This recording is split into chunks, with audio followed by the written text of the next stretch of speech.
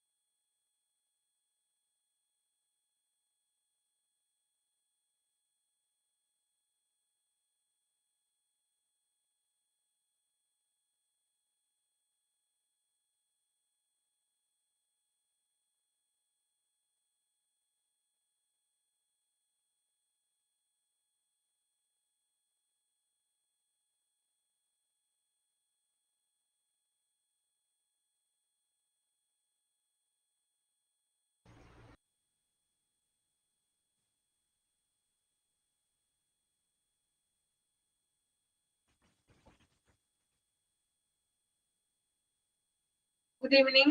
Good evening, ma'am. Good evening. Good evening. Good evening, ma'am. Good evening. Good evening, ma'am. Good evening.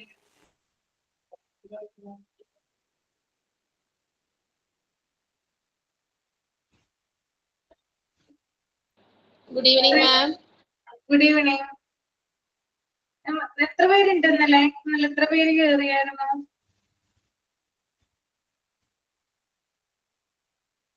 40 above ഉണ്ടായിരുന്നു മാം.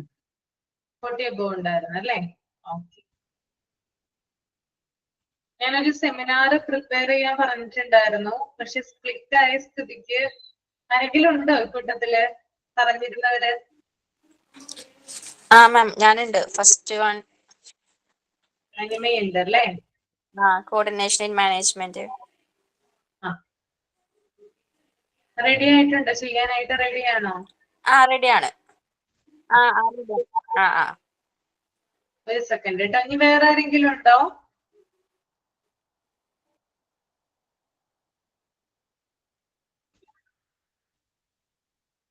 ഇല്ല. Okay. First of all നമുക്കൊരു prayer ചെയ്യാലോ. ദീപ്തി ഹരി ഒരു prayer ചെയ്തേ. മാം എനിക്ക് പറ്റില്ല ഇപ്പൊ. പുറത്താണ് പുറത്ത്. സാരല്ല, ഇറ്റ്സ് ഓക്കെ. നിത്യ ഹരിദാസ് ഒരു prayer ചെയ്യാവോ?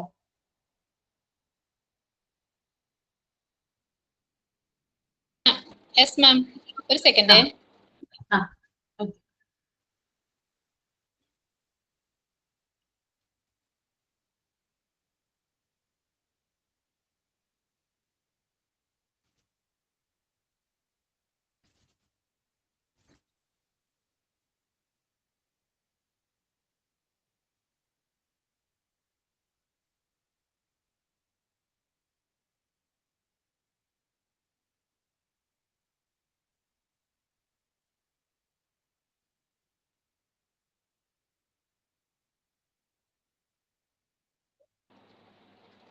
Thank you, God, for bringing us together safely. As we prepare for this meeting, we ask that you prepare our hearts and lead us in your wisdom. May we set aside our own agendas and seek what you desire for us to accomplish during this meeting. Please direct our thoughts and guide our discussions. We ask that you grant us clarity of mind and lead us to helpful solution in the same of God Almighty. Thank you, God.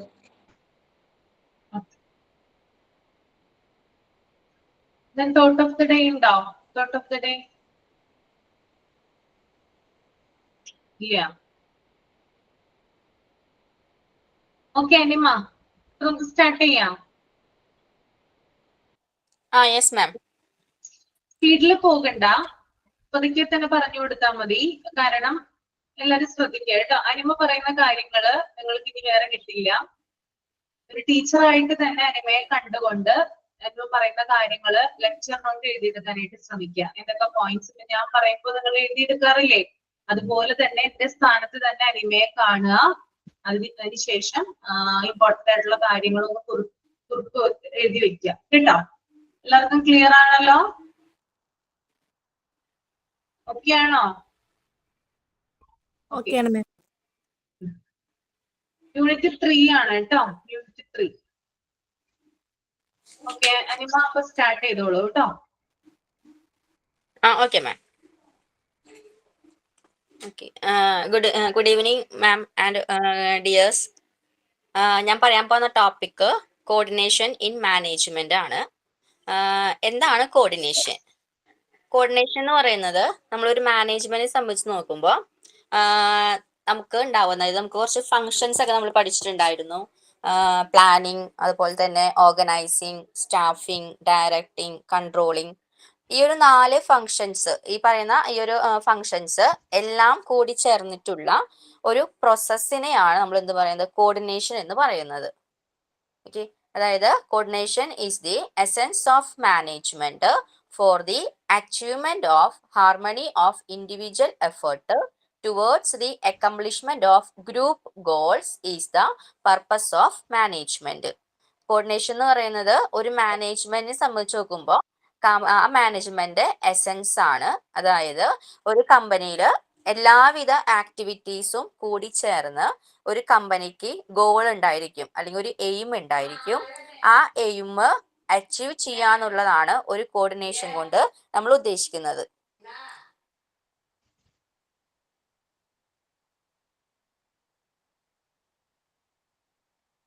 കഴിഞ്ഞോ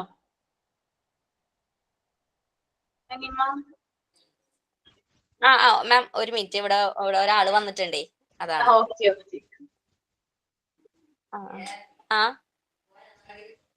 മാം ഒരു minute, ഒരു second, പുറത്ത് ഒരാൾ വന്നിട്ടുണ്ട് കേട്ടോ.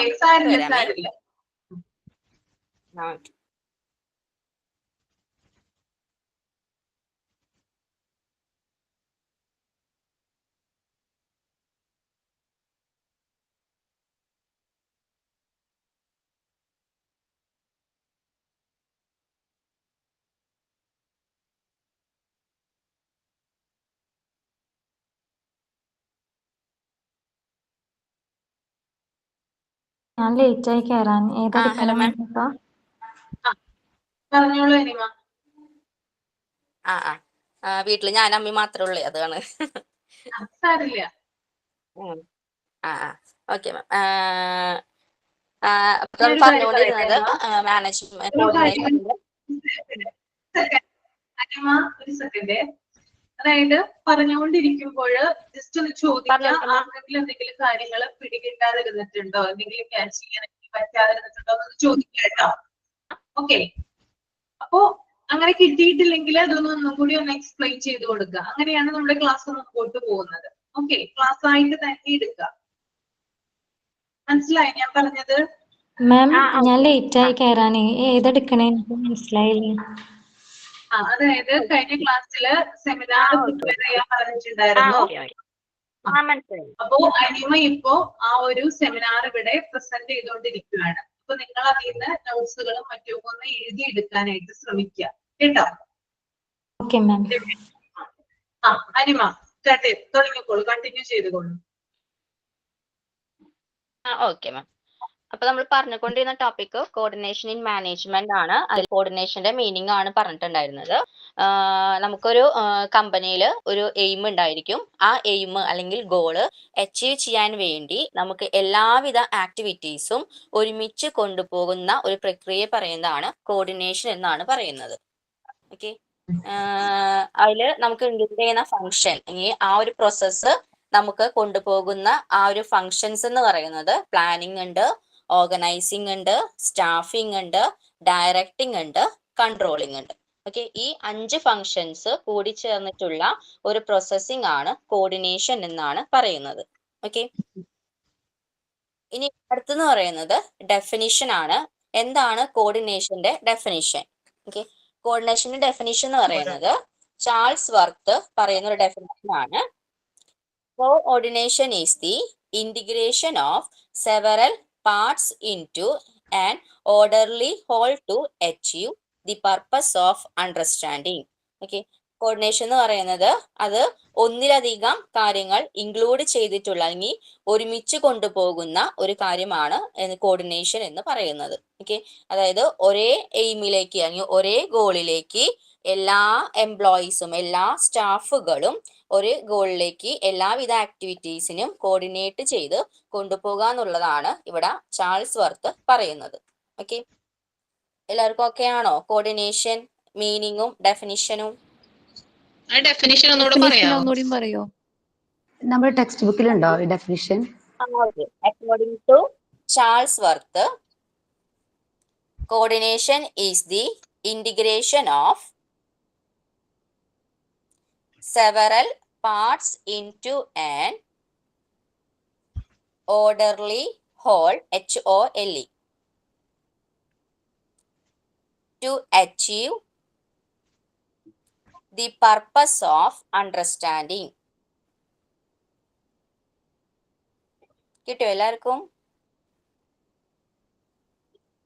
Coordination is the integration of several parts into an orderly whole to achieve the purpose of understanding.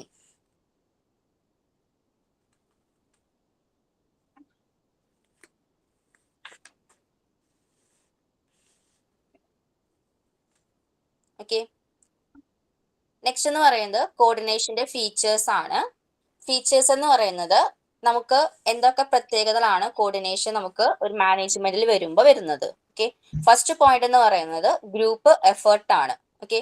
നമുക്കറിയാം coordination എന്ന് പറയുന്നത് ഒന്നോ ഒരാള് മാത്രമല്ല, ഒന്നിലധികം ആൾക്കാർ, അതായത് ഒരു ഗ്രൂപ്പ് ഓഫ് പേഴ്സൺസ് കൂടി ചേർന്ന് വരുന്ന അവരുടെ ആക്ടിവിറ്റീസുകളാണ് കോർഡിനേഷനിൽ നമുക്ക് വരുന്നത്. അപ്പോൾ ഒന്നിലധികം ആൾക്കാരുടെ എഫേർട്സ് ആണ് കോർഡിനേഷനിൽ വരുന്നത്. ഓക്കെ. രണ്ടാമത്തേന്ന് പറയുന്നത് യൂണിറ്റി ഓഫ് ആക്ഷൻ ആണ്. ഓക്കെ. യൂണിറ്റി ഓഫ് ആക്ഷൻസ് എന്ന് പറയുന്നത് ഒന്നോ അതിലധികം ഡിപ്പാർട്ട്മെന്റ്സുകൾ കൂടി ചേർന്ന്, അതുപോലെ തന്നെ ഒന്നിലധികം എംപ്ലോയീസുകൾ കൂടി ചേർന്ന് ഒരു കോമൺ ഗോൾ അച്ചീവ് ചെയ്യാൻ വേണ്ടി വരുന്ന കാര്യങ്ങളാണ് ഇവിടെ നമ്മൾ മാനേജ്മെന്റിൽ വരുന്നത്. ഓക്കെ. അതാണ് യൂണിറ്റി ഓഫ് ആക്ഷൻ എന്നുകൊണ്ട് ഉദ്ദേശിക്കുന്നത്. ഓക്കെ. ഒന്നിലധികം എംപ്ലോയീസ് അല്ലെങ്കിൽ ഒന്നിലധികം ഡിപ്പാർട്ട്മെന്റ്സുകൾ. നമുക്കറിയാം ഒരു കമ്പനിയിൽ ഒരുപാട് ഡിപ്പാർട്ട്മെന്റ്സുകൾ ഉണ്ടാവും. സെയിൽസ് ഡിപ്പാർട്ട്മെന്റ് ഉണ്ടാവും, പർച്ചേസ് ഡിപ്പാർട്ട്മെന്റ് ഉണ്ടാവും, അതുപോലെ തന്നെ HR department, human resource development പറഞ്ഞിട്ട് ഒരു ഡിപ്പാർട്ട്മെന്റ്, ഫിനാൻസ് ഡിപ്പാർട്ട്മെന്റ് ഉണ്ടായിരിക്കും. അങ്ങനെ ഒരുപാട് ഡിപ്പാർട്ട്മെന്റ്സുകളാണ് നമുക്ക് ഇവിടെ ഉണ്ടായിരിക്കാം. നമുക്കൊരു മാനേജ്മെന്റിൽ സംബന്ധിച്ച് നോക്കുമ്പോൾ ഒരു ബിസിനസ് മാനേജ്മെന്റിൽ ഉണ്ടായിരിക്കാം. ഓക്കെ, ആ ഒരു കമ്പനിയിൽ ഒരുപാട് ഡിപ്പാർട്ട്മെന്റ്സും ഓരോ ഡിപ്പാർട്ട്മെന്റിൽ വരുന്ന ഓരോ എംപ്ലോയീസും ഒന്നിലധികം എംപ്ലോയീസും കൂടി ചേർന്ന് ഒരു കോമൺ ഗോള് അച്ചീവ് ചെയ്യാൻ വേണ്ടി വരുന്ന ആക്ടിവിറ്റീസുകളാണ് നമുക്ക് കോർഡിനേഷനിൽ വരുന്നത്. അതാണ് യൂണിറ്റി ഓഫ് ആക്ഷൻ എന്ന് പറയുന്നത്. ഓക്കെ, നമ്മൾ ഹെൻറി ഫയോളിന്റെ പ്രിൻസിപ്പിൾസിൽ നമ്മൾ പറഞ്ഞിട്ടുണ്ടായിരുന്നു. അതിൽ unity command, unity of direction ഒക്കെ പറഞ്ഞിട്ടുണ്ടായിരുന്നു. ഓക്കെ, അതായത് ഒന്നിലധികം കാര്യങ്ങളാണ് ഇവിടെ വരുന്നത് നമുക്ക് മാനേജ്മെന്റിൽ നമ്മൾ പഠിക്കുന്നത്. ഓക്കെ, നമ്മൾ ജിഷ മിസ്സിന്റെ ക്ലാസ്സിൽ പറഞ്ഞിട്ടുണ്ടായിരുന്നു. അതിന് അസൈൻമെന്റ് നമ്മൾ സെമിനാറൊക്കെ ഇവിടെ പ്രിപ്പയർ ചെയ്തിട്ടുണ്ടായിരുന്നു. അപ്പൊ ആ സെയിം പോയിന്റിന്റെ ഒരു മീനിങ് തന്നെയാണ് നമ്മൾ യൂണിറ്റി ഓഫ് ആക്ഷനിൽ നമുക്ക് വരുന്നത്. ഓക്കെ, അടുത്തെന്ന് പറയുന്നത് കോർഡിനേഷൻ എന്ന് പറയുന്നത് കണ്ടിന്യൂസ് പ്രോസസ് ആണ്. ഓക്കെ, അതായത് നമ്മൾ പ്ലാനിങ് മുതൽ നമ്മൾ ഒരു കാര്യം കൺട്രോൾ ചെയ്യുന്നത് വരെ, അല്ലെങ്കിൽ നമുക്കൊരു കാര്യം ഒരു റിട്ടേൺ നമുക്ക് കിട്ടുന്നത് വരെ, ഒരു ഫീഡ്ബാക്ക് കിട്ടുന്നത് വരെയുള്ള ഒരു പ്രോസസ്സിംഗ് ആണ്. ഓക്കെ, ആ ഒരു പ്രോസസ്സിങ്ങിന് വരുന്നതാണ് കോർഡിനേഷൻ എന്ന് പറയുന്നത്. ഒരിക്കലും അതിന് എൻഡിങ് ഇല്ല.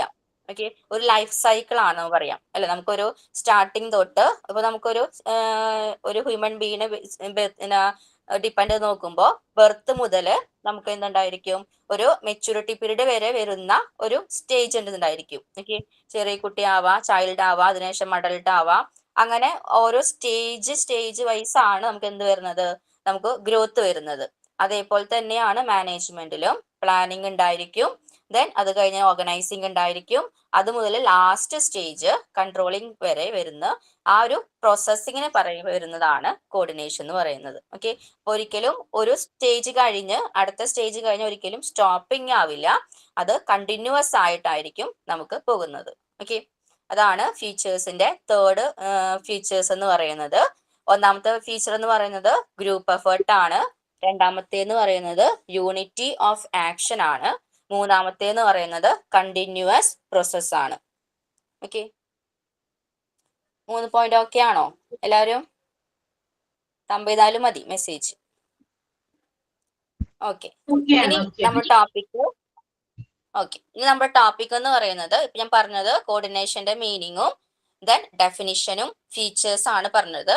ഇനി അടുത്തെന്ന് പറയുന്നത് കോർഡിനേഷൻ ഇൻ മാനേജ്മെന്റ്, അതാണ് നമ്മുടെ ടോപ്പിക് എന്ന് പറയുന്നത്.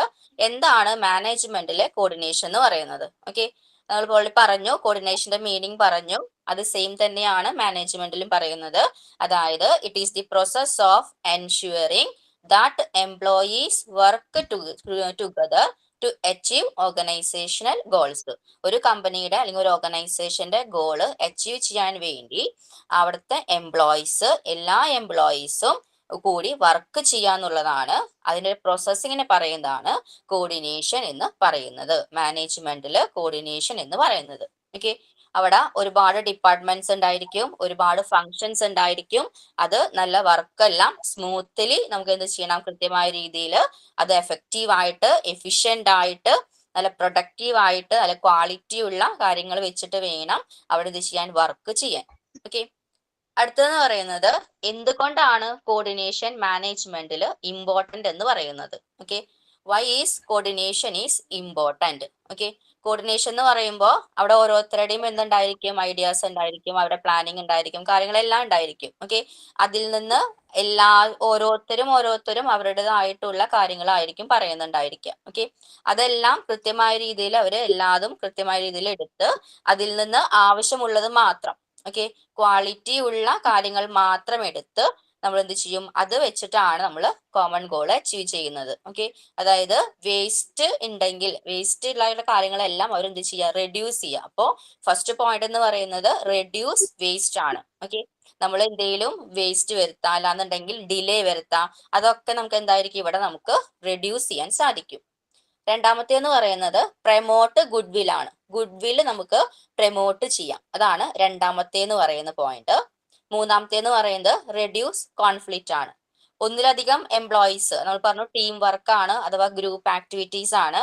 അപ്പൊ ഗ്രൂപ്പ് ആക്ടിവിറ്റീസ് എന്ന് പറയുമ്പോൾ ഒന്നിലധികം എംപ്ലോയീസ് ഉള്ളത് കൊണ്ട് അവർ തമ്മിലുള്ള കമ്മ്യൂണിക്കേഷൻ അത് നല്ല പ്രോപ്പർ ആയിട്ട് നടക്കും. ഗുഡ് കമ്മ്യൂണിക്കേഷൻ ആയിരിക്കും. അവർ തമ്മിലുള്ള എന്തുണ്ടായിരിക്കില്ല, ഒരു കോൺഫ്ലിക്ട്സ് ഒന്നും തർക്കങ്ങളൊന്നും ഉണ്ടായിരിക്കില്ല. ഓക്കെ, അപ്പോൾ കോൺഫ്ലിക്ട്സ് ഒക്കെ വളരെയധികം കുറയ്ക്കാൻ കോർഡിനേഷൻ കൊണ്ട് സാധിക്കും. ഓക്കെ, നെക്സ്റ്റ് പോയിന്റ് എന്ന് പറയുന്നത് ഫുൾഫിൽ ഒബ്ജക്റ്റീവ്സ് ആണ്. നമ്മുടെ എയിം എന്താണ്, പർപ്പസ് എന്താണ്, അതിലേക്ക് മാത്രമായിരിക്കും നമ്മൾ ഫോക്കസ് ചെയ്യുന്നത്. ആ ഒബ്ജക്റ്റീവ് അത് കൃത്യമായ രീതിയിൽ ഫുൾഫിൽ ചെയ്യും. ഓക്കെ, അപ്പൊ ഇതാണ് കോർഡിനേഷന്റെ ഇമ്പോർട്ടന്റ് എന്ന് പറയുന്നത്. Reduce waste, promote good will, reduce conflict, fulfil objectives. Okay,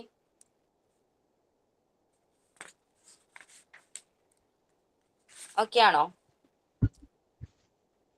okay, management എന്ന് പറയുന്നത് മാനേജ്മെന്റിന്റെ എല്ലാ ഫങ്ഷൻസിലും നമുക്ക് കോർഡിനേഷൻ ആവശ്യമാണ്. പ്ലാനിങ്ങിൽ ആവശ്യമാണ്, അതുപോലെ തന്നെ ഓർഗനൈസിംഗിൽ ആവശ്യമാണ്, സ്റ്റാഫിംഗിൽ ആവശ്യമാണ്.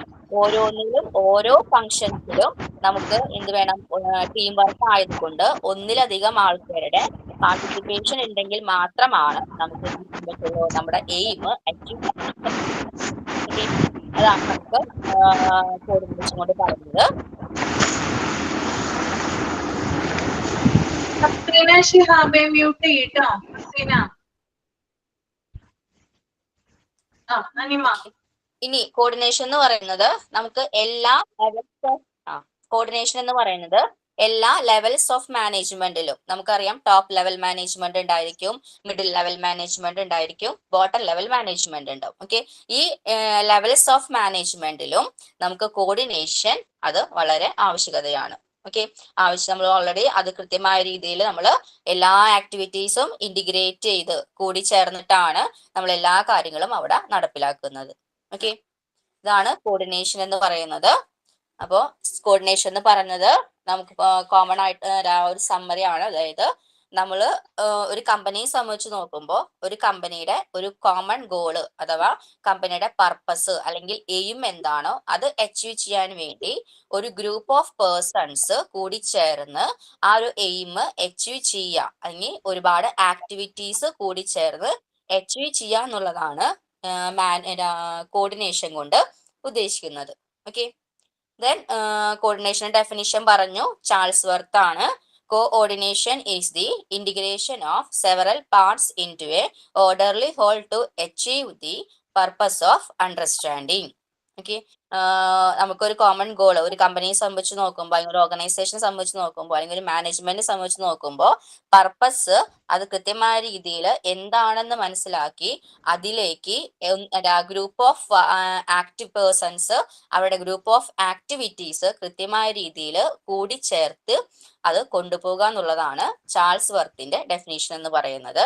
ഓക്കെ, അതിൽ നമ്മൾ പറഞ്ഞു എന്തുകൊണ്ടാണ് മാനേജ്മെന്റിൽ കോർഡിനേഷൻ കൊണ്ടുവന്നത്, എന്ത് ഈ പ്രാധാന്യമാണുള്ളത്, എന്ത് ഇമ്പോർട്ടൻസ് ആണ് ഉള്ളത്. ഓക്കെ, ഫസ്റ്റ് പോയിന്റ് പറഞ്ഞത് റെഡ്യൂസ് വേസ്റ്റ് ആണ്, വേസ്റ്റ് കുറയ്ക്കുക, അല്ലെങ്കിൽ ഡിലേസ് വരും, ഡിലേ കുറയ്ക്കുക. ഓക്കെ, ഗുഡ് വില് പ്രൊമോട്ട് ചെയ്യുക, promote good will.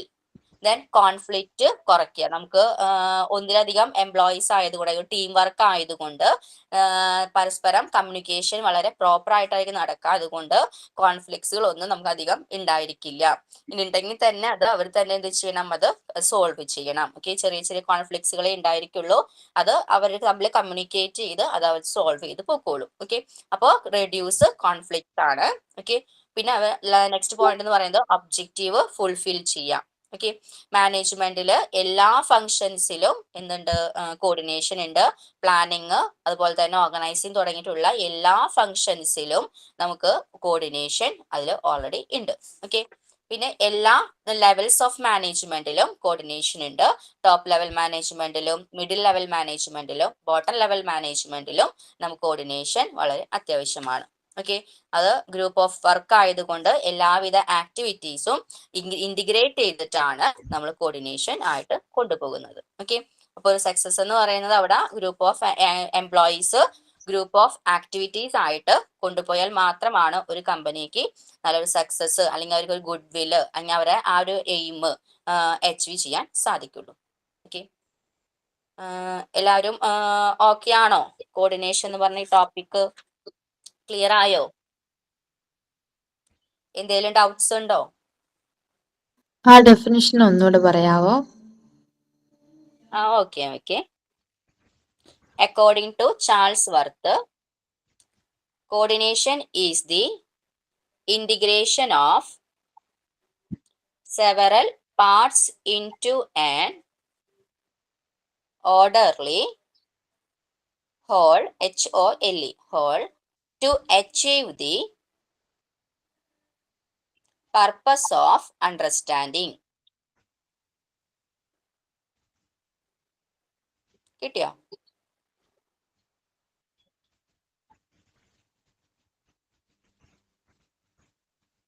Okay, thank you ma'am. Class okay, well done. നന്നായിട്ട് ചെയ്തു കേട്ടോ. ഒരു കോൺഫിഡൻസ് വന്നോ? Okay ma'am, thank U. ഞാൻ ഓൾറെഡി ക്ലാസ് എടുക്കുന്നതാണ്. ഞാൻ ഫാക്കൽറ്റി തന്നെയാണ്. ഫാക്കൽറ്റിയാണ്. ഞാൻ ടീച്ചിങ് ഞാൻ ഇൻസ്റ്റിറ്റ്യൂഷനിൽ ക്ലാസ് എടുക്കുന്നതാട്ടെ. അതിന്റെ ടോപ്പിക് അക്കൗണ്ടിങ് ആണ്. അതുകൊണ്ട് അത് ക്ലാസ് എടുക്കാന്ന് പറഞ്ഞത് പേടിയൊന്നുമില്ല. എന്നാലും ചെറിയൊരു ടെൻഷൻ ഉണ്ടാവും. പക്ഷെ ഇന്ന് എനിക്ക് ഉണ്ടാകുന്നില്ല. കാരണം പിന്നെ PG ആയതുകൊണ്ട് അറിയുന്ന ടോപ്പിക് ആണ് കോർഡിനേഷൻ. ഇവിടം വരെയാണ് ഞാൻ ഈ ഒരു ടോപ്പിക് ആയതുകൊണ്ട് കോൺഫിഡന്റ് ആണ്. എന്താ മാം? ഞാൻ ഈ ഏതൊക്കെ ടോപ്പിക്കാ തന്നത്? 2 ടോപ്പിക്കാണോ ഒരെണ്ണമാണോ തന്നത്? പറഞ്ഞിട്ടുണ്ടാവുള്ളൂ. കോർഡിനേഷൻ ഇൻ മാനേജ്മെന്റ് മാത്രമേ പറഞ്ഞിട്ടുണ്ടായിരുന്നുള്ളൂ. വേറെ കുട്ടികൾക്കാണ് അടുത്ത 4 ടോപ്പിക് 3 ടോപ്പിക് കൊടുത്തിട്ടുണ്ടായിരുന്നത്. വേറെ കുട്ടികൾ കേറിയിട്ടുണ്ടോ? കാരണം ക്ലിക്ക് ആയതുകൊണ്ട് എനിക്ക് മനസ്സിലാവുന്നില്ല. ആരും പറയുന്നില്ല. ഇല്ലെന്ന് തോന്നുന്നു. എനിക്ക് തോന്നുന്നു നാളത്തെ ക്ലാസ്സിലായിരിക്കും എന്ന് തോന്നുന്നു. ആണോ? കേറിയിട്ടില്ലല്ലോ? ബാച്ച് മാറിയപ്പോഴും പോയിട്ടുണ്ടെന്ന് തോന്നുന്നു. പോയിട്ടുണ്ട്. ഓക്കെ. അപ്പൊ അനിമ നന്നായിട്ട് ചെയ്തു. എനിക്ക് മനസ്സിലായി, അവർക്കും മനസ്സിലായിട്ടുണ്ട് അല്ലെ? എല്ലാവർക്കും മനസ്സിലായി എന്ന് വിചാരിക്കുന്നു കേട്ടോ. എല്ലാവരും നോട്ട്സ് ഒക്കെ എഴുതിയെടുത്തിട്ടുണ്ടെന്ന് വിചാരിക്കുന്നു. ഈ ടോപ്പിക്കിന് ക്ലാസ് ഉണ്ടാവില്ല കേട്ടോ. എന്തെങ്കിലും ഡൗട്ട്സ് ഉണ്ടെങ്കിൽ, എന്തെങ്കിലും ഒരു ഡൗട്ട്സ് പഠിക്കുന്ന സമയത്ത് എന്തെങ്കിലും ഒരു ഡൗട്ട്സ് ഉണ്ടെങ്കിൽ അനിമയോട് ഒന്ന് ചോദിക്കാം. ഗ്രൂപ്പിലൊന്ന് ഷെയർ ചെയ്താൽ മതി. അപ്പൊ അനിമ ഒന്ന് ആൻസർ കൊടുക്കുക കേട്ടോ. ആരെങ്കിലും എന്തെങ്കിലും ഡൗട്ട്സ് ചോദിക്കുകയാണെങ്കിൽ.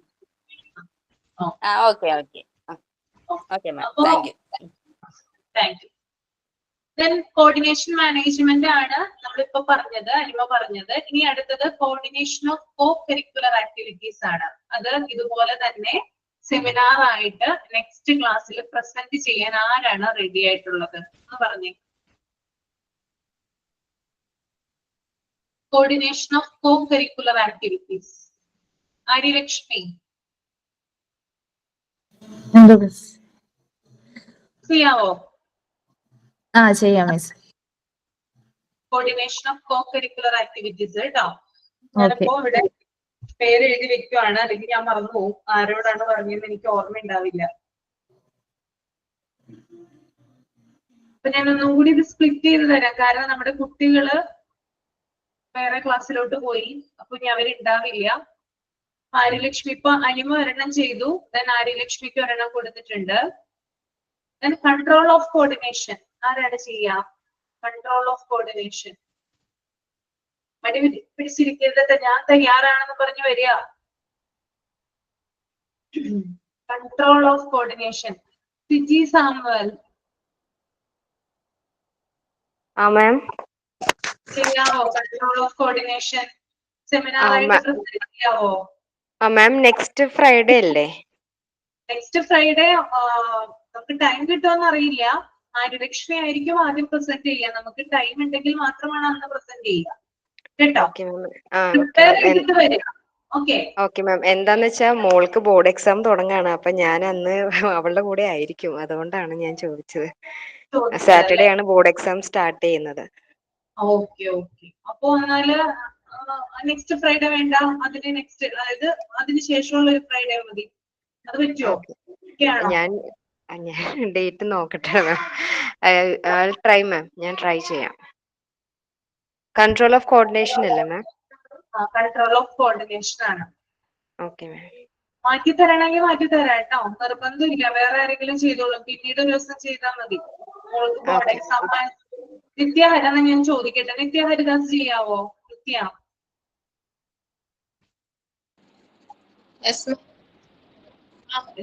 Okay ma'am. ഓക്കെ ഇത് ചെയ്യണ്ട കേട്ടോ, സ്ഥിതിക്ക് ഞാനൊരു ഇളവ് തന്നേക്കുവാണ്. പിന്നെ ചെയ്താൽ നിത്യഹരിദാസ് കോർഡിനേഷൻ അതെ അതെ, കൺട്രോൾ ഓഫ് കോർഡിനേഷൻ മാത്രം. എലമെന്റ്സ് അതും കൂടി ചേർത്തോളൂ കേട്ടോ. എലമെന്റ്സും ഫേസും അതിനകത്ത് തന്നെ വരുന്നതാണ്, സപ്പായിട്ട് വരുന്നതാണ്. ഓക്കെ. അതും കൂടി ചേർത്തോളൂ മതി. അതിനുശേഷം നമുക്ക് പിന്നെ പറയാം എന്തൊക്കെയാണ് ചെയ്യേണ്ടത്. ഇത് രണ്ടും ആര്യലക്ഷ്മിയും നിത്യയും അടുത്ത ക്ലാസ്സിൽ പ്രിപ്പയർ ചെയ്തിട്ട് വരിക. നമുക്ക് ക്ലാസ്സിലോട്ട് കിടക്കാം. Next Friday. അതെ അതെ, നെക്സ്റ്റ് ഫ്രൈഡേ കേട്ടോ.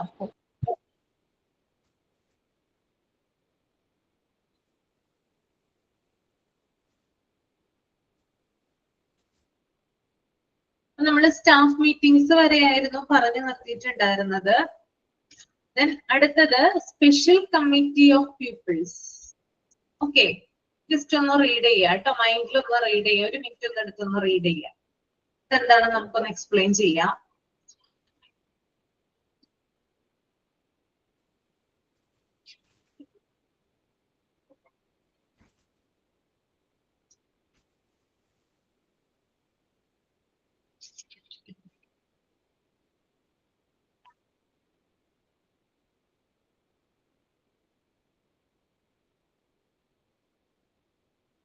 മാം സ്റ്റാഫ് മീറ്റിംഗ് വരെയാണോ അതോ? സ്റ്റാഫ് മീറ്റിംഗ് വരെ നമ്മൾ എടുത്ത് കഴിഞ്ഞിട്ടുണ്ടായിരുന്നു കഴിഞ്ഞ ക്ലാസ്സില്. ഓക്കെ, ഞാൻ ലാസ്റ്റ് ക്ലാസ്സിൽ ഉണ്ടായിരുന്നില്ല, അതാണ്. സ്പെഷ്യൽ കമ്മിറ്റി ഓഫ് പീപ്പിൾസ് അതൊന്ന് വായിച്ചു നോക്കാനാണ് പറഞ്ഞത് കേട്ടോ. Okay ma'am. ഓക്കെ.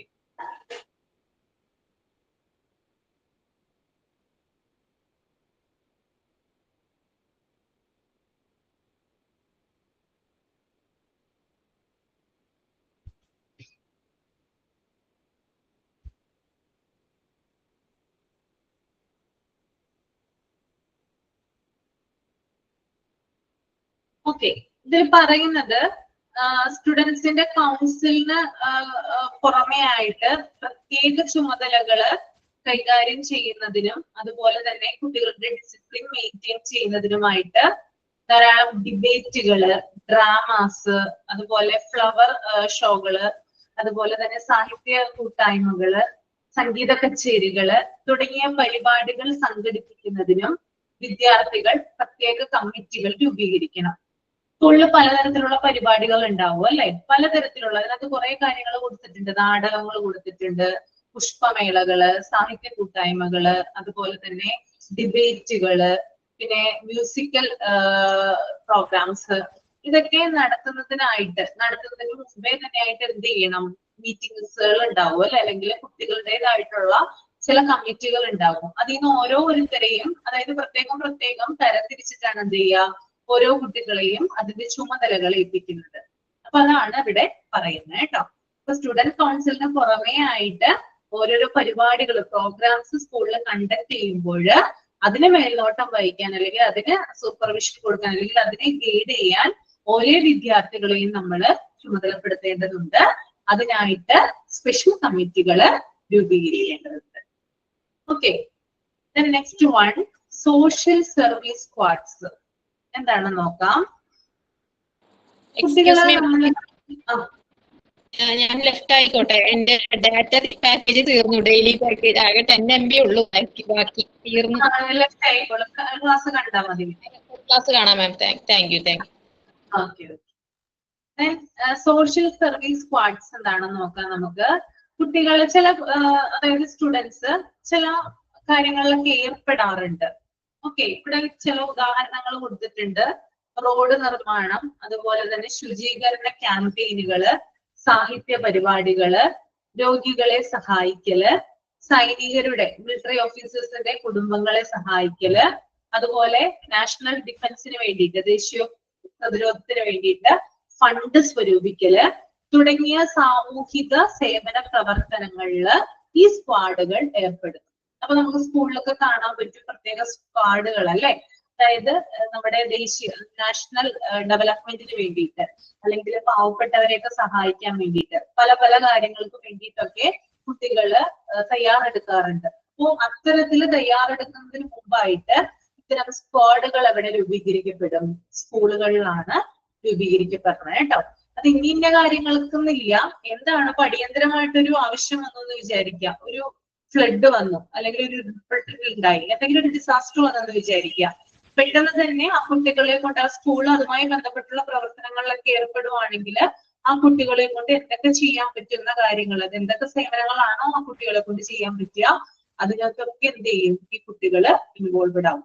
ഓക്കെ, ഇത്തരത്തിലുള്ള സ്ക്വാഡുകൾ എന്ത് ചെയ്യുന്നുണ്ട്? സ്കൂളുകളിൽ പ്രവർത്തിക്കുന്നുണ്ട്.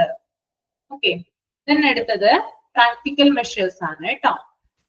പ്രാക്ടിക്കൽ മെഷേഴ്സ് എന്താണെന്ന് ഒന്ന് വായിച്ചു നോക്കുക, എന്നിട്ട് ഞാൻ എക്സ്പ്ലെയിൻ ചെയ്യാം.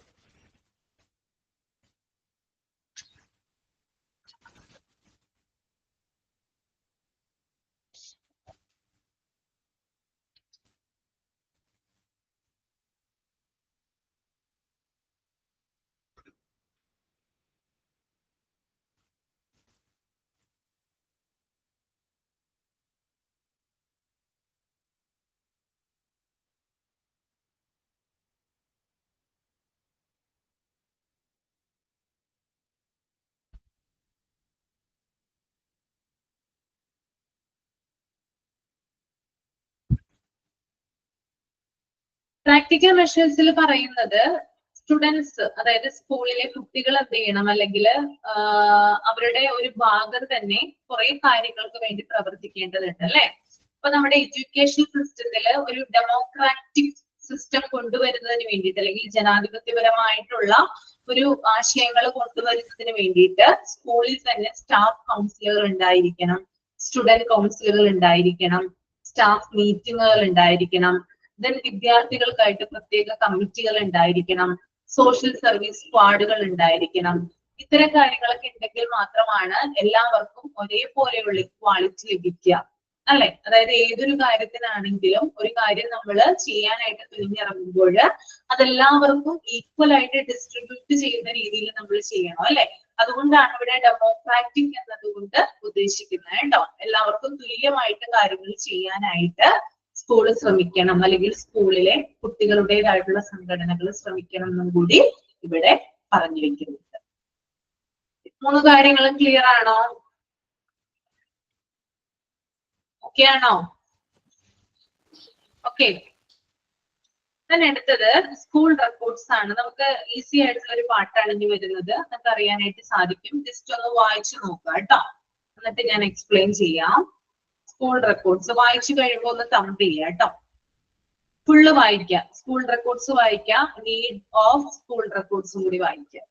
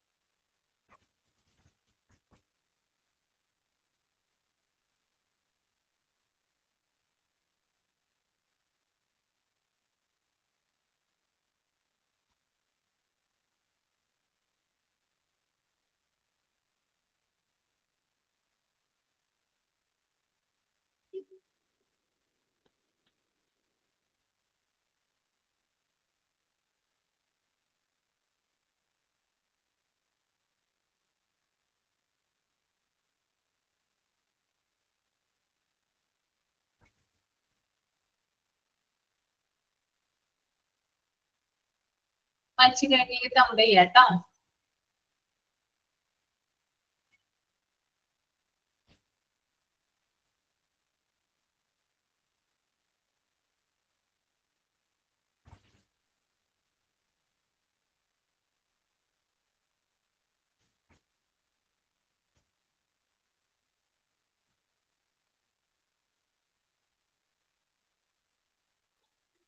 അശ്വതി മാം, അതെ ഒരു കല്യാണ ഫംഗ്ഷൻ ഉണ്ട്, അപ്പൊ ഒന്ന് പോയിക്കോട്ടെ, ഞാൻ ലെഫ്റ്റ് ആയിക്കോട്ടെ.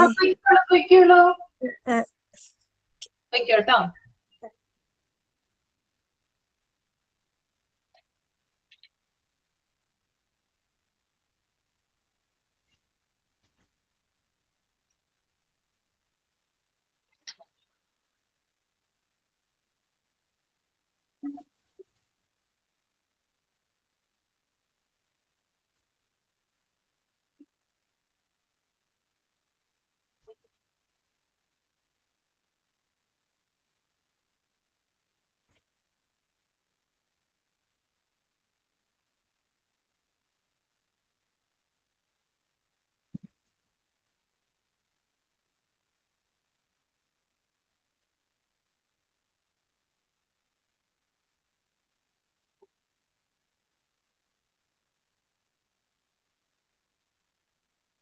വായിച്ചു കഴിഞ്ഞോ?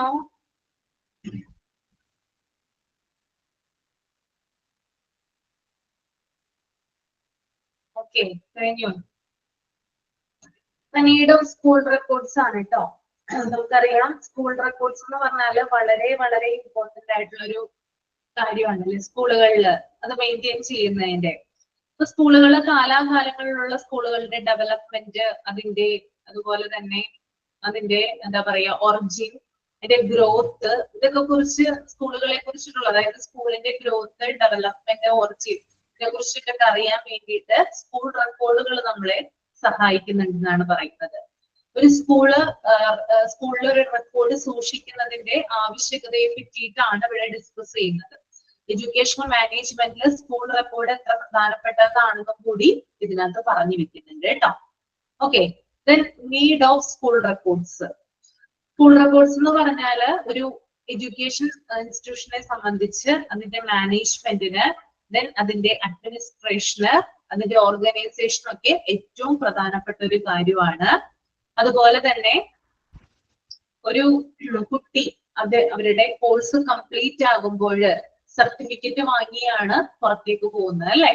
അപ്പൊ നിങ്ങൾ എന്താണ് ഈ ഒരു കോഴ്സ് കംപ്ലീറ്റ് ആകുമ്പോൾ നിങ്ങളുടെ സർട്ടിഫിക്കറ്റ് കിട്ടും അല്ലെ. ആ സർട്ടിഫിക്കറ്റ് വാങ്ങി നിങ്ങൾ എന്ത് ചെയ്യും? പുറത്തോട്ട് പോകും അല്ലെ. അതായത് അത് കംപ്ലീറ്റ് ചെയ്തിട്ടാണ് നിങ്ങൾ ഇവിടുന്ന് പോവുക. അപ്പോ ഇതൊക്കെ നൽകുന്നത് എന്തിന്റെ അടിസ്ഥാനത്തിലാണ്? സ്കൂൾ റെക്കോർഡിന്റെ അടിസ്ഥാനത്തിലാണ്. ഏതൊരു ഇൻസ്റ്റിറ്റ്യൂഷൻ ആയാലും അങ്ങനെയാണ്. സ്കൂളിൽ മാത്രമല്ല റെക്കോർഡ്സ് ഉണ്ടാവണേ, ഏതൊരു ഇൻസ്റ്റിറ്റ്യൂഷൻ ആണെങ്കിലും, ഒരു എഡ്യൂക്കേഷൻ ഇൻസ്റ്റിറ്റ്യൂഷൻ ആണെങ്കിലും പ്രധാനമായിട്ടും അതിന് ഇവിടെ റെക്കോർഡ് കീപ്പ് ചെയ്യുന്നുണ്ടാകും. ഇപ്പൊ ഇവിടെ പറയുന്നുണ്ട് ഈ ഒരു എന്താ പറയാ, ഈ സർട്ടിഫിക്കറ്റ്സ് ഒക്കെ കൊടുക്കുന്നത് എന്തിന്റെ ബേസിലാണ്? ഹെഡ് മാസ്റ്റർ എന്തിന്റെ ബേസിലാണ് ഇതൊക്കെ കൊടുക്കുന്നത്? പോകുന്നതിന്റെയൊക്കെ സർട്ടിഫിക്കറ്റ് അത് സ്കൂൾ റെക്കോർഡിന്റെ ബേസിലാണ് കുട്ടികൾക്ക് കൊടുക്കുക എന്നും കൂടി ഇവിടെ പറയുന്നുണ്ട്. ഓക്കെ, പിന്നെ ഓരോരോ പോയിന്റുകളായിട്ട് കൊടുക്കുന്നുണ്ട്. അതിനകത്ത് ആദ്യത്തെ പോയിന്റ് എന്ന് പറയുന്നത് ക്ലാസ് തിരിച്ചുള്ളതും അതുപോലെ തന്നെ ടീച്ചേഴ്സിനെ തിരിച്ചുള്ള, അതായത് സെപ്പറേറ്റ് ചെയ്യുന്നുണ്ടല്ലോ, അതായത് ക്ലാസ് സെപ്പറേറ്റ് ചെയ്യുന്നുണ്ട്, ടീച്ചേഴ്സിനെ നമ്മൾ ഡിവൈഡ് ചെയ്യുന്നുണ്ട്, ടൈം ടേബിൾ സെറ്റ് ചെയ്യുന്നുണ്ട്. ഇതൊക്കെ സ്കൂൾ റെക്കോർഡ്സിന്റെ ബേസിലാണ് ചെയ്യുന്നത്. ഓക്കെ, അപ്പൊ ക്ലാസ്സുകൾ തിരിക്കുന്നതും ക്ലാസ് ടീച്ചേഴ്സിനെ തിരിക്കുന്നതും ഒക്കെ എന്തിന്റെ ബേസിലാണ്? സ്കൂൾ റെക്കോർഡ്സിന്റെ ബേസിലാണ്. ഇതിന്റെയൊക്കെ കൃത്യമായിട്ടുള്ള ഇൻഫോർമേഷൻ സ്കൂൾ റെക്കോർഡ്സിൽ മെയിൻറ്റെയിൻ ചെയ്യുന്നുണ്ടാകും. അതുപോലെ തന്നെ അധ്യാപകര്, ടീച്ചേഴ്സ് ലീവ് എടുക്കുവാണെങ്കിൽ അതിന്റെ രേഖകളും സ്കൂൾ റെക്കോർഡ്സിലാണ് സൂക്ഷിക്കുക. ഒരു സ്കൂളിന്റെ, നിങ്ങൾ പ്രധാനമായിട്ടും മനസ്സിലാക്കേണ്ടത്, ഒരു സ്കൂളിലെ എല്ലാത്തരം പ്രവർത്തനങ്ങളും സ്കൂൾ റെക്കോർഡിൽ എന്ത് ചെയ്യുന്നുണ്ട്? ഉൾക്കൊള്ളിച്ചിട്ടുണ്ട്. ഓക്കെ, രണ്ടാമത്തെ പോയിന്റ് എന്ന് പറഞ്ഞാല് സ്കൂളില്, അതായത് ഇപ്പൊ കുട്ടികളുടെ അറ്റൻഡൻസ്, അതുപോലെ തന്നെ കുട്ടികളുടെ ഫീസ്, അവരുടെ ഫൈന് എന്നിവ തിരിച്ചറിയുന്നതിന്, ഐഡന്റിഫൈ ചെയ്യുന്നതിന് സ്കൂൾ റെക്കോർഡുകളാണ് ഉപയോഗിക്കുന്നത്. ഒരു കുട്ടിയെ കുറിച്ച്, കുട്ടിയുടെ കയ്യിൽ നിന്ന് എത്ര ഫീസ് കളക്ട് ചെയ്തു, അതുപോലെ ആ കുട്ടിയുടെ അറ്റൻഡൻസ് എത്രയാണ്, ആ കുട്ടിയുടെ ഫീസ് വരുന്നത് എത്രയാണ്, ഫൈൻ വരുന്നത് എത്രയാണ്, ഇതൊക്കെ ഐഡന്റിഫൈ ചെയ്യാനായിട്ട് സ്കൂൾ റെക്കോർഡുകളെയാണ് നമ്മൾ ആശ്രയിക്കുന്നത്. പിന്നെ അതുപോലെ തന്നെ ഒരു കുട്ടി അറ്റൻഡൻസ് എന്തിനാണ് നമ്മൾ സൂക്ഷിക്കുന്നത്? അറ്റൻഡൻസിന് വളരെയധികം പ്രാധാന്യം ഉണ്ട് അല്ലെ? എന്തുകൊണ്ടായിരിക്കാം? ഫൈനൽ എക്സാമിന് അറ്റൻഡൻസ് കൺസിഡർ ചെയ്യും. കുട്ടികൾക്ക് കാര്യങ്ങളെല്ലാം അറിഞ്ഞിട്ടുണ്ടോ, അവർ പഠിക്കുന്നുണ്ടോ എന്നും കൂടി കൺഫേം ചെയ്യാനാണ്. എല്ലാ കാര്യത്തിലുമാണ്. പഠിക്കുന്നുണ്ടോ, അവർ ക്ലാസ്സിൽ റെഗുലർ ആയിട്ട് വരുന്നുണ്ട്, എത്ര കുട്ടികൾ വരുന്നുണ്ട്, അതുപോലെ തന്നെ അറ്റൻഡൻസിന്റെ ഒരു നിശ്ചിത പെർസെന്റേജ് എടുക്കും അല്ലെ? നമ്മുടെ ബോർഡ് എക്സാമിനൊക്കെ ആവുമ്പോൾ എക്സാമിനൊക്കെ, അതായത് നമ്മളിപ്പോ ഒരു ബോർഡ് എക്സാം ഒക്കെ എഴുതുവാണെങ്കിൽ നമുക്ക് എത്രയാണ് അറ്റൻഡൻസ് എന്ന് കാൽക്കുലേറ്റ് ചെയ്തിട്ടാണ് ഓവറോൾ ആ ഒരു കാൽക്കുലേഷൻ നടത്തിയിട്ടാണ് നമ്മൾ എക്സാമിന് എഴുതാനായിട്ട് അനുവദിക്കുക. അത്തരത്തിലുള്ള കാര്യങ്ങൾക്കും ഈ അറ്റൻഡൻസും മറ്റേ സൂക്ഷിച്ചു വെക്കുന്നത് സ്കൂൾ റെക്കോർഡിലാണെന്ന് വിചാരിക്കുക. ഓക്കെ, അങ്ങനെയാണ് ചെയ്യുന്നത് കേട്ടോ. മൂന്നാമത്തെ പോയിന്റ്, ടീച്ചർമാര്, അതായത് ടീച്ചേഴ്സ് ഉണ്ടല്ലോ, അവര് അവരുടെ അതായത് എന്തൊക്കെ കാര്യങ്ങൾ കുട്ടികളെ പഠിപ്പിച്ചു, അതുപോലെ തന്നെ എന്തൊക്കെയാണ് എക്സാമിന് മുമ്പായിട്ടുള്ള തയ്യാറെടുപ്പുകൾ എന്തൊക്കെയാണ്, വിദ്യാർത്ഥികൾക്ക് ഉണ്ടായിട്ടുള്ള അച്ചീവ്മെന്റ്സ് എന്തൊക്കെയാണ്, ഇതൊക്കെ എന്ത് ചെയ്യും? സ്കൂൾ റെക്കോർഡിൽ രേഖപ്പെടുത്തി വെക്കാറുണ്ട്. എന്തൊക്കെ കാര്യങ്ങളാണ്? 3 കാര്യങ്ങളാണ്. കംപ്ലീറ്റ് ആയിട്ടുള്ള കോഴ്സുകൾ, ഇപ്പൊ കുട്ടികളെ കുറെ കാര്യങ്ങൾ നമ്മൾ പഠിപ്പിക്കുന്നുണ്ടാവും അല്ലെ? അപ്പൊ എന്തൊക്കെ കാര്യങ്ങൾ കുട്ടികളിൽ നമ്മൾ കംപ്ലീറ്റ് ആയിട്ട് കൊടുത്തു, എന്തൊക്കെ ടോപ്പിക്സ് പഠിപ്പിച്ചു, അല്ലെങ്കിൽ ആ ഒരു അക്കാദമിക് ഇയറിൽ നമ്മൾക്ക് എന്താ പറയാ മിഡിൽ ടേം, ലാസ്റ്റ് ടേം എന്നൊക്കെ പറഞ്ഞ കുറെ ടേമുകളൊക്കെ ഉണ്ടല്ലോ. അപ്പൊ ആ ടേമുകൾ എങ്ങനെയാണ്, അതിന്റെ ആ ടേമിനുള്ളില് നമ്മളെ ലെസൺസ് മുഴുവനും ഫിനിഷ് ആയോ, അങ്ങനെയുള്ള കാര്യങ്ങളൊക്കെ റെക്കോർഡ് ചെയ്യുന്നു. അതുപോലെ തന്നെ പരീക്ഷയുടെ തയ്യാറെടുപ്പുകൾ എന്തൊക്കെയാണ്, പിന്നെ വിദ്യാർത്ഥികൾക്ക് ഉണ്ടായിട്ടുള്ള അച്ചീവ്മെന്റ്സ് എന്തൊക്കെയാണ്, ഇതൊക്കെ എന്ത് ചെയ്യുന്നുണ്ട്? സ്കൂൾ റെക്കോർഡ്സിൽ കീപ്പ് ചെയ്യുന്നുണ്ട്. ദെൻ 4ാമത്തെ പോയിന്റ്, നമുക്ക് ഏകദേശം അറിയാവുന്ന കാര്യമാണ്. നമ്മുടെ സ്കൂൾ കാലഘട്ടം പൂർത്തിയാകുമ്പോൾ നമുക്ക് ട്രാൻസ്ഫർ സർട്ടിഫിക്കറ്റ് തരും അല്ലെ? നമ്മളിപ്പോ ഒരു സ്കൂളിൽ നിന്ന് മറ്റൊരു സ്കൂളിലേക്ക് പോവുകയാണെങ്കിൽ നമുക്ക് TC തരും അല്ലെ? അപ്പൊ ഈ ട്രാൻസ്ഫർ സർട്ടിഫിക്കറ്റുകൾ നമുക്ക് തരുമ്പോൾ അതിനകത്ത് ഡീറ്റെയിൽഡ് ആയിട്ട് നമ്മുടെ എല്ലാ അഡ്മിഷൻ നമ്പർ ഉൾപ്പെടെ എല്ലാ കാര്യങ്ങളും ഉണ്ടാകും. ഓക്കെ, അപ്പൊ ഇത്തരം കാര്യങ്ങള് നമുക്ക് തരുന്നത് ഒരു രജിസ്റ്ററിനെ ആസ്പദമാക്കിയിട്ടാണ്. അതിന്റെ പേരാണ് എൻറോൾമെന്റ് റെക്കോർഡ്. അതായത് കുട്ടികൾക്ക്, സ്റ്റുഡൻസിന് ട്രാൻസ്ഫർ സർട്ടിഫിക്കറ്റുകൾ ഡിസ്ട്രിബ്യൂട്ട് ചെയ്യുന്നത് എൻറോൾമെന്റ് റെക്കോർഡ് നോക്കിയിട്ടാണ്. സ്കൂളിൽ എൻറോൾമെന്റ് റെക്കോർഡ് ഉണ്ടാവും കേട്ടോ. അതിനകത്താണ് ട്രാൻസ്ഫർ സർട്ടിഫിക്കറ്റിന്റേതായിട്ടുള്ള എല്ലാ കാര്യങ്ങളും എഴുതിയിരിക്കുന്നത്. അതിൽ നിന്നാണ് നമ്മൾ എന്ത് ചെയ്യുക? ട്രാൻസ്ഫർ സർട്ടിഫിക്കറ്റിലേക്ക് കാര്യങ്ങൾ കോപ്പി ചെയ്ത് എഴുതിയിട്ട് കുട്ടികൾക്ക് കൊടുക്കുക. ഓക്കെ, അപ്പൊ ആ റെക്കോർഡും സ്കൂളില് സൂക്ഷിക്കുന്നുണ്ടാവും. 5ാമത്തെ പോയിന്റ് എന്ന് പറയുന്നത് സ്പോർട്സ് ഓഫീസർ എന്നാണ് കേട്ടോ അവിടെ കൊടുത്തിരിക്കുന്നത്. സ്പോർട്ട് എന്നാണ് അവിടെ കൊടുത്തിരിക്കുക. സ്പോർട്സ് എന്നാണ്, എസ് ഉണ്ട് കേട്ടോ അവിടെ, അതൊന്ന് നിങ്ങൾ ചേർക്കുക അവിടെ. അതായത് സ്കൂളിൽ സ്പോർട്സ് കൈകാര്യം ചെയ്യുന്ന ഒരു മാഷോ അല്ലെങ്കിൽ ഒരു ടീച്ചറോ ഉണ്ടാവും അല്ലെ? അപ്പൊ അവര് എന്ത് ചെയ്യും? അവരാണ് സ്പോർട്സിൽ കൂടുതൽ ആക്റ്റീവ് ആയിട്ടുള്ള കുട്ടികളുടെ പേരുകളും അവർക്ക് കിട്ടിയിട്ടുള്ള അവാർഡ്സും മറ്റൊക്കെ എന്താണ് അറിയാനായിട്ട് സാധിക്കുക. ഈ സ്പോർട്സ് കൈകാര്യം ചെയ്യുന്ന ടീച്ചർക്കോ അല്ലെങ്കിൽ മാഷിനോ ആയിരിക്കും. ആർക്കൊക്കെ ഏതൊക്കെ വിദ്യാർത്ഥികളാണ് ഏതൊക്കെ ഗെയിംസിൽ പങ്കെടുത്തു, അവർക്ക് അതിന് കിട്ടിയിട്ടുള്ള അംഗീകാരങ്ങൾ എന്തൊക്കെയാണ്, സർട്ടിഫിക്കറ്റുകൾ എന്തൊക്കെയാണ് എന്നൊക്കെ കൂടുതലായിട്ട് അറിയാൻ സാധിക്കുക ആ സ്പോർട്സുമായി ബന്ധപ്പെട്ട് പ്രവർത്തിക്കുന്ന ആളിനായിരിക്കും. അപ്പൊ അദ്ദേഹമാണ് എന്ത് ചെയ്യേണ്ടത്? ഒരു സ്കൂളിലെ സ്പോർട്സുമായി ബന്ധപ്പെട്ടിട്ടുള്ള റെക്കോർഡ് മെയിൻറ്റെയിൻ ചെയ്യേണ്ടത്. ഓക്കെ, അതിനകത്ത് എല്ലാ ഡീറ്റെയിൽസും ഉണ്ടാവും. ഇപ്പോൾ അത്ലറ്റിക്സിൽ പങ്കെടുത്ത കുട്ടികളുടെ പേരുകൾ എന്താണ്, അവർക്ക് കിട്ടിയ നേട്ടങ്ങള്, അവര് എന്താണ് അവരുടെ അച്ചീവ്മെന്റ്, ഇങ്ങനെയുള്ള കാര്യങ്ങളൊക്കെ ആ റെക്കോർഡിലായിരിക്കും സൂക്ഷിച്ച് വെച്ചിട്ടുണ്ടാവും. Okay, next one, 6th point എന്ന് പറഞ്ഞാല് ഒരു സ്കൂളിൽ നിർബന്ധമായിട്ടും, സ്കൂളിലായാലും കോളേജിലായാലും നിർബന്ധമായിട്ടും ലൈബ്രറി ഉണ്ടാവും അല്ലെ? ലൈബ്രറിയിൽ നിന്ന് സ്റ്റുഡൻസ് ആയാലും ടീച്ചേഴ്സ് ആയെങ്കിലും ബുക്സ് എടുക്കും.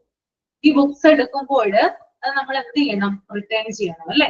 സ്റ്റുഡൻസ് ആയാലും ചെയ്യണം, ടീച്ചേഴ്സ് ആയാലും റിട്ടേൺ ചെയ്യണം. അപ്പൊ അതിന്റെ രേഖകള്, ഏതൊക്കെ ബുക്കാണ്, ഏത് സ്റ്റുഡന്റ് ആണ് ഒരു ബുക്ക് എടുത്തത്. ഇപ്പൊ ഒരു ബുക്ക് ഒരു കുട്ടി എടുത്തു, ആ കുട്ടിയുടെ പേര് ആ റെക്കോർഡിൽ എഴുതിയിട്ടുണ്ടാകും. ഒരു ബുക്ക് ആയിരിക്കും അത് കേട്ടോ. അപ്പൊ ലൈബ്രറി റെക്കോർഡ് ആയിരിക്കും. പേര് എഴുതിയിട്ടുണ്ടാവും. ആ കുട്ടി ഏത് ക്ലാസ്സിലാണ് പഠിക്കുന്നതെന്ന് എഴുതിയിട്ടുണ്ടാകും. ദെൻ ആ കുട്ടി എടുത്ത ബുക്കിന്റെ പേര് എഴുതിയിട്ടുണ്ടാവും. ആ കുട്ടി എന്നാണ് ആ ബുക്ക് എടുത്തുകൊണ്ട് പോയത്, ഇഷ്യൂ ഡേറ്റ് എന്നാണ്, പിന്നെ തിരിച്ചു കൊണ്ടുവരേണ്ട ഡേറ്റ് എന്നാണ്, അല്ലെങ്കിൽ കൊണ്ടുവന്നിട്ടുള്ള ഡേറ്റ് എന്നാണ്, നമുക്ക് കറക്റ്റ് ആയിട്ട് ലൈബ്രറി റെക്കോർഡിൽ സൂക്ഷിച്ചിട്ടുണ്ടാകും. ഓക്കെ, അപ്പൊ ഇത്തരത്തിലുള്ള റെക്കോർഡുകളൊക്കെ നമുക്ക് സ്കൂൾ റെക്കോർഡുകളായിട്ട് എന്ത് ചെയ്യാം, കൺസിഡർ ചെയ്യാവുന്നതാണ്. Then അടുത്തത് stock register of a school maintenance record of furniture, books, machinery and other equipment for the school. സ്കൂളിലേക്ക് ആവശ്യമായിട്ടുള്ള എന്താണ് ഫർണിച്ചറുകള്, അതുപോലെ തന്നെ ബുക്കുകള്, മിഷനറികള്, എക്യുപ്മെന്റുകള്, ഇതൊക്കെ അതിന്റെയൊക്കെ വിവരങ്ങൾ സൂക്ഷിക്കുന്ന ഒരു റെക്കോർഡ് കൂടി ഉണ്ടാവും. എത്ര ഫർണിച്ചർ ആണ് വേണ്ടി വരിക, എത്ര ബുക്സ് ഉണ്ട്, അതുപോലെ തന്നെ എക്യുപ്മെന്റുകൾ എത്ര ഉണ്ട്, അപ്പൊ അതിന്റെയൊക്കെ റെക്കോർഡുകളൊക്കെ ഒരു ഇതിലായിട്ട് സൂക്ഷിച്ചു വെച്ചിട്ടുണ്ടാവും. ദെൻ അടുത്ത പോയിന്റ് എന്ന് പറയുന്നത്, നമ്മൾ ഒരു സ്കൂള് പ്രവർത്തിക്കുന്നതിന് മാനേജ്മെന്റ് ആവശ്യമാണ്, ഗവൺമെന്റ് ആവശ്യമാണ്, ഹൈ ആയിട്ടുള്ള അതോറിറ്റികളുടെ ആവശ്യമുണ്ട്. അവരുടെയൊക്കെ കോർഡിനേഷൻ അല്ലെങ്കിൽ സപ്പോർട്ട് ഉണ്ടെങ്കിൽ മാത്രമാണ് ഒരു സ്കൂളിന് പ്രവർത്തിക്കാനായിട്ട് പറ്റുക. അപ്പൊ മുകളിൽ നിന്നുള്ള പല ഓർഡറുകളും നമ്മൾ മെയിൻറ്റെയിൻ ചെയ്ത് കൊണ്ടുപോകേണ്ടതായിട്ടുണ്ട് അല്ലെ, നമ്മൾ അങ്ങനെ തന്നെ ഇംപ്ലിമെന്റ് ചെയ്യേണ്ടതായിട്ടുണ്ട്. അപ്പോ ഉന്നത ഭരണാധികാരികൾ അല്ലെങ്കിൽ ഹൈ ലെവൽ നിൽക്കുന്ന അഡ്മിനിസ്ട്രേറ്റേഴ്സുമായിട്ട് അല്ലെങ്കിൽ സുപ്പീരിയേഴ്സ് അല്ലെങ്കിൽ ഹൈ അതോറിറ്റികളുമായിട്ട് നമ്മൾക്ക് എന്ത് ചെയ്യണം, നിരന്തരമായിട്ട് കത്തിടപാടുകൾ, കറസ്പോണ്ടൻസ് നടത്തേണ്ടതുണ്ട്. അപ്പൊ ഇതിന്റെയൊക്കെ രേഖകൾ എവിടെ സൂക്ഷിക്കണം, സ്കൂൾ റെക്കോർഡിൽ നമ്മൾ സൂക്ഷിക്കേണ്ടതാണ്. ഓക്കെ, അതായത് ഒരു സ്കൂളിന്റെ ഹൈ ലെവൽ നിൽക്കുന്ന, ഇപ്പൊ ജില്ലാതലം നമുക്ക് പറയാം അല്ലെ, അത് നമ്മളിപ്പോ ഒരു പഞ്ചായത്തിലാണ് സ്കൂൾ സ്ഥിതി ചെയ്യുന്നതെങ്കിൽ ജില്ലാതലത്തിൽ നിന്നുള്ള നിർദ്ദേശങ്ങൾ ആ സ്കൂൾ എന്ത് ചെയ്യണം, അംഗീകരിക്കേണ്ടതായിട്ടുണ്ട് അല്ലെങ്കിൽ നടപ്പിലാക്കേണ്ടതായിട്ടുണ്ട്. അപ്പൊ അത് അവരെന്ത് ചെയ്യുക, ഒരു റിട്ടേൺ ഫോം ആയിട്ടാണ് എന്ത് ചെയ്യുക, ആ നടപ്പിലാക്കേണ്ട കാര്യങ്ങൾ നമുക്ക് അയച്ചു തരിക. ഇതിന്റെയൊക്കെ റെക്കോർഡ് എന്ത് ചെയ്യണം, നമുക്ക് കീറിക്കളയാൻ പറ്റുമോ അല്ലെങ്കിൽ ഉപേക്ഷിക്കാൻ പറ്റുമോ, ഒരിക്കലും ഇല്ല അല്ലെ. അതൊക്കെ എന്താണ്, റിട്ടേൺ ഫോമിൽ നമുക്ക് എഴുതി തരുന്നതാണ്. അതൊക്കെ നമ്മൾ എന്ത് ചെയ്യണം, സൂക്ഷിച്ച് വെക്കേണ്ടതായിട്ടുണ്ട്. Last one cash book register ആണ്. ക്യാഷ് ബുക്ക് രജിസ്റ്റർ എന്ന് പറഞ്ഞാല് ഒരു സ്കൂളിന്റെ ഡേ ടു ഡേ അല്ലെങ്കിൽ ദൈനംദിനമായിട്ടുള്ള പ്രതിദിന വരുമാനവും അതിന്റെ ചെലവുകളും എത്രയാണെന്ന് കാണിക്കാനായിട്ട് സഹായിക്കുന്നു. ഒരു സ്കൂളിന് ഒരു ദിവസം എത്ര ചെലവ് വരുന്നുണ്ട് അല്ലെങ്കിൽ വരുമാനം എത്രയാണ്, ഇത് കാണിക്കാനായിട്ടാണ് ക്യാഷ് ബുക്ക് രജിസ്റ്റർ യൂസ് ചെയ്യുന്നത്. അതുപോലെ തന്നെ ശമ്പളത്തിൻ്റെതായിട്ടുള്ള, അതായത് സ്റ്റാഫുകൾക്ക് ശമ്പളം കൊടുക്കുന്നതുമായി ബന്ധപ്പെട്ടിട്ടുള്ള രജിസ്റ്റർ വേറെയുണ്ട്, സ്കൂൾ ബഡ്ജറ്റുമായി ബന്ധപ്പെട്ടിട്ടുള്ള രജിസ്റ്റർ വേറെയുണ്ട്. അങ്ങനെ ഇത്തരത്തില് പല റെക്കോർഡുകൾ നമുക്ക് എവിടെ കാണാനായിട്ട് സാധിക്കും, സ്കൂളില് കാണാനായിട്ട് സാധിക്കും. നിങ്ങൾ സ്കൂളില് പ്രിൻസിപ്പളിന്റെ റൂമിൽ ഒന്ന് കയറിയാൽ മതി, അപ്പൊ അവിടെ ഇരിക്കുന്നത് കാണാം. കണ്ടിട്ടുണ്ടോ നിങ്ങള്? എന്തോരം ബുക്സ് ആണ് കണ്ടിട്ടുള്ളത്? വെറും ബുക്സുകളാണ് അതൊക്കെ. ട്രെയിനിങ്ങിന് പോയിട്ടുണ്ടാവുമല്ലോ, സിജി കണ്ടിട്ടുണ്ടോ? ട്രെയിനിങ്ങിന് പോയിട്ടുള്ളവർ ആരും കണ്ടിട്ടില്ല റെക്കോർഡുകൾ സ്കൂളിൽ ഇരിക്കുന്നേ? മാം കണ്ടിട്ടുണ്ട്, അവിടെ ഇരിക്കുന്നുണ്ട്, ഒരുപാട് റെക്കോർഡ്സ് രജിസ്റ്റർ ഒക്കെ ഉണ്ട് അവിടെ. പലതരത്തിലുള്ള റെക്കോർഡുകളാണ് നമുക്ക് അവിടെ കാണാനായിട്ട് സാധിക്കുക കേട്ടോ. ഓക്കെ, അപ്പൊ ഞാൻ ഒരു അസൈൻമെന്റ് തരാം. അടുത്തത് ഒരു അസൈൻമെന്റ് ആയിട്ടാണ് എഴുതേണ്ടത് കേട്ടോ. Objectives of school records. Assignment submit ചെയ്യാം.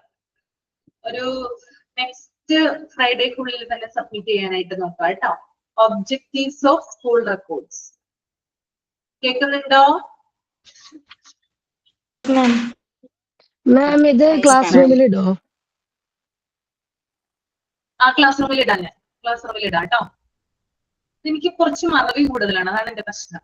എന്ന് പറയുന്ന കാര്യം ചിലപ്പോൾ നാളെ മറന്നു പോകും, അതാണ് ലേറ്റ് ആവുന്നതായിട്ട് ഇടാനായിട്ട്. ഇട്ടേക്കാം കേട്ടോ. ഞാൻ തിങ്കളാഴ്ചയാണ് ക്ലാസ്സിൽ വരിക. ഞാൻ 2 ദിവസം 3 ദിവസം ഒക്കെ ഉള്ളൂ എനിക്ക് ക്ലാസ്. അപ്പോ ആ ഒരു സമയത്താണ് ഞാൻ വരിക. അപ്പൊ ഞാൻ എന്തായാലും മൺഡേ വരുമ്പോ ഇട്ടേക്കാം കേട്ടോ.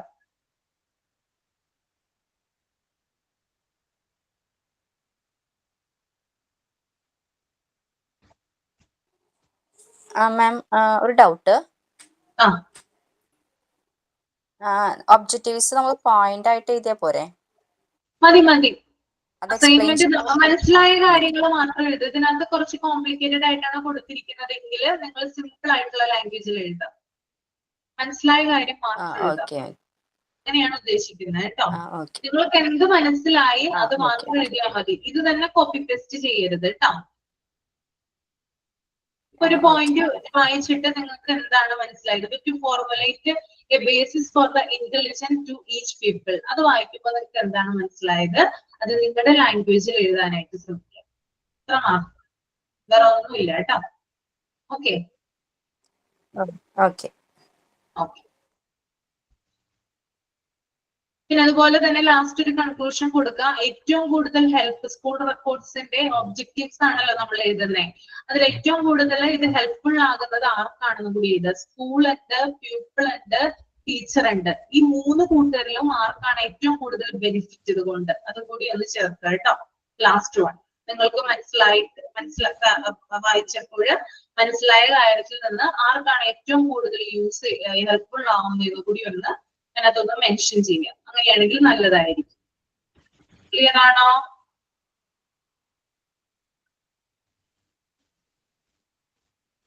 ഓക്കെ. then അടുത്തത് നോക്കിയേ നിങ്ങള്, types of school records and registers. School records may be classified into the following heads. School റെക്കോർഡ്സിനെ നമുക്ക് പലതരത്തിൽ ക്ലാസിഫൈ ചെയ്യാം. ഞാൻ പറഞ്ഞു പലതരത്തിലുള്ള റെക്കോർഡ്സുകളാണ് സ്കൂളുകളിൽ മെയിൻറ്റെയിൻ ചെയ്യുന്നത്. അതിനകത്തൊന്നാണ്, അതിനകത്ത് ആദ്യം പറയുന്നത് ജനറൽ റെക്കോർഡുകളാണ്. ജനറൽ റെക്കോർഡിൽ വരുന്നതാണ് ഫസ്റ്റ് വൺ കലണ്ടർ എന്ന് പറയുന്നത്. സ്കൂളുകളിൽ നിർബന്ധമായി എല്ലാ എഡ്യൂക്കേഷണൽ ഇൻസ്റ്റിറ്റ്യൂഷനിലും കലണ്ടേഴ്സ് ഉണ്ടാവും അല്ലെ. എന്തൊക്കെ കാര്യങ്ങളാണ് കലണ്ടേഴ്സിൽ ഇൻക്ലൂഡ് ആയിട്ടുള്ളത് ഒന്ന് പറയാമോ നിങ്ങള്? കലണ്ടറിൽ എന്തൊക്കെ കാര്യങ്ങളാണ് ഒരു എഡ്യൂക്കേഷണൽ ഇൻസ്റ്റിറ്റ്യൂഷൻ ഉൾപ്പെടുത്തുക? PTA മീറ്റിംഗ്, വർക്കിംഗ് ഡേയ്സ് ഉണ്ടാവും, അവരുടെ ഹോളിഡേയ്സ് എക്സാമിന്റെ date, holidays, annual day, sports event, details ഉണ്ടാവും. ഡീറ്റെയിൽസ് ഒക്കെ ഉണ്ടാവും.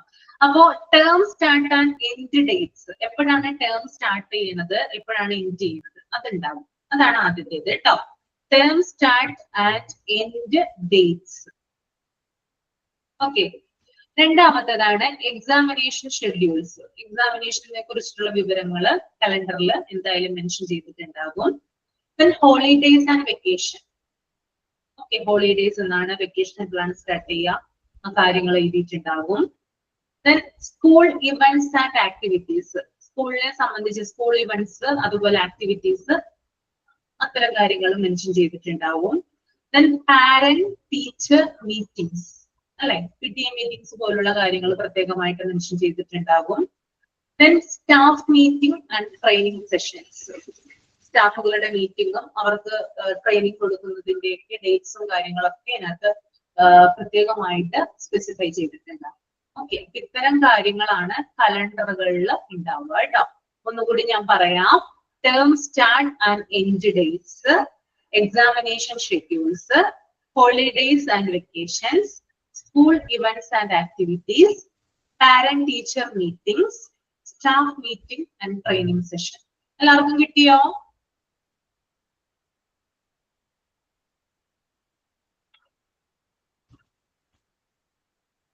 മാം അതിൽ ഓപ്പണേഴ്സും കൂടി ഉണ്ടാവും മാം. ആഫ്റ്റർ എക്സാം കഴിഞ്ഞിട്ട് പാരന്റ്സും ടീച്ചേഴ്സും തമ്മിൽ മീറ്റ് ചെയ്യുന്ന ഒരു ഇത്, അവരുടെ അക്കാഡമിക് എങ്ങനെയാണ്, അവരുടെ ഗ്രേഡ് എങ്ങനെയാണെന്നൊക്കെ ഡിസ്കസ് ചെയ്യാനായിട്ട് ഒരു പാരന്റ് ടീച്ചർ മാത്രം ഇൻഡിവിജ്വൽ ആയിട്ട് ഒരു ഇതും കൂടി ഉണ്ടാവും.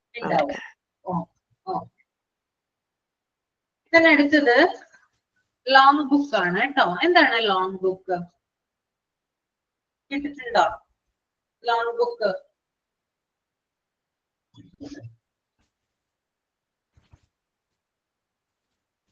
ലോങ് ബുക്ക് എന്ന് പറയുന്നത് maintaining important administrative and academic information. ഒരു സ്കൂളിനെ സംബന്ധിച്ച് അവരുടെ ഭരണപരമായിട്ടുള്ള അല്ലെങ്കിൽ അവരുടെ അക്കാദമിക് പരമായിട്ടുള്ള അറിവുകൾ അല്ലെങ്കിൽ ഇൻഫോർമേഷൻസ് മെയിൻറ്റെയിൻ ചെയ്യുന്നത് ലോങ് ബുക്കിലാണ്. ഓക്കെ, അവരുടെ ഭരണപരമായിട്ടുള്ള കാര്യങ്ങൾ അവർ ഇന്ന കാര്യങ്ങൾ ഇംപ്ലിമെന്റ് ചെയ്യാനായിട്ട് പോകുന്നു, അല്ലെങ്കിൽ അക്കാദമിക് ഇയർ നടപ്പിലാക്കുന്ന കാര്യങ്ങൾ, ഇതൊക്കെ അവര് സൂക്ഷിക്കുന്നത് ഏത് ബുക്കിലാണ്? എഴുതി തയ്യാറാക്കിയിരിക്കുന്നത് ലോൺ ബുക്കിലാണ് കേട്ടോ. അപ്പൊ ഒന്ന് എഴുതിയെടുക്കാം. ഒന്നുകൂടെ പറയാം. മെയിൻറ്റെയിനിങ് ഇമ്പോർട്ടന്റ് പറയാം. മെയിൻറ്റെയിനിങ്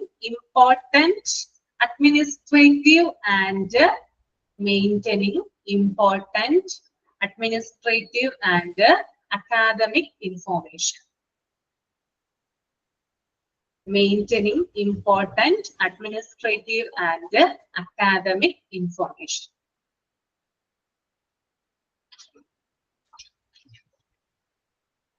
Okay, എഴുതിയോ?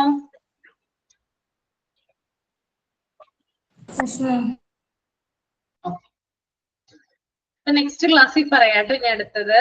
വൈൻഡപ്പ് ചെയ്യാൻ സമയമായി.